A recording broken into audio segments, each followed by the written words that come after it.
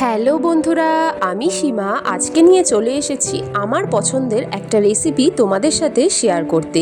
আচ্ছা, তোমাদেরও কার কার এই রেসিপিটা পছন্দ অবশ্যই কিন্তু আমাকে পুরো ভিডিওটা দেখে জানিও, আর পুরো ভিডিওটা কেমন লাগলো সেটাও কিন্তু অবশ্যই জানিও। চলো এবার বলি, আমি বানাচ্ছিলাম মুড়িঘণ্ট।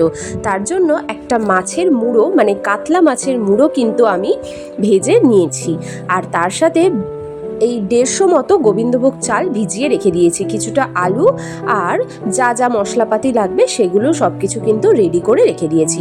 দেখো বন্ধুরা, প্রথমে কিন্তু আমি মাছের মুড়োটাকে খুব ভালো করে এপিট ওপিট লাল লাল করে ভেজে নিলাম।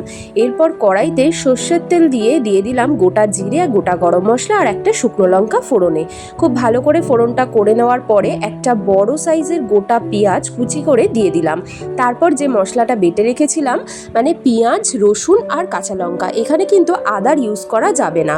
তো খুব ভালো করে যে মশলাটা বেটে রেখেছিলাম সেটা দিয়ে দিলাম। ও আচ্ছা, স্কিপ করে গেছি, আগে থেকে কিন্তু আমি আলুটা ভেজে তুলে রেখেছিলাম, সেই আলুটাও কিন্তু দিয়ে দিলাম। খুব ভালো করে কষিয়ে কিন্তু যে চালটা আমি ভিজিয়ে রেখেছিলাম সেটাও কিন্তু দিয়ে দিলাম। দেখো বন্ধুরা, এরপর আর কি এমন কোনো হজবরলা কিন্তু ব্যাপার নেই। তারপরে খুব ভালো করে কিন্তু মশলার সাথে চাল আর আলুটাকে কষতে হবে। যখন কষানোটা একদম হয়ে আসবে তখন কিন্তু আমি মাছের মুড়োটা দিয়ে দিয়েছি এবং খুন্তির সাহায্যে খুব ভালো করে কিন্তু ভেঙে নিয়েছি মুড়োটাকে। মুড়োটা কিন্তু বেশি গোটা রাখবে না, যতটা পারবে ভেঙে দেওয়ার চেষ্টা করবে, তাহলে মুড়োর যে ফ্লেভারটা সেটা যখন এই রান্নাটার মধ্যে যায় না, এর টেস্টটা কিন্তু দ্বিগুণ হয়ে যায়।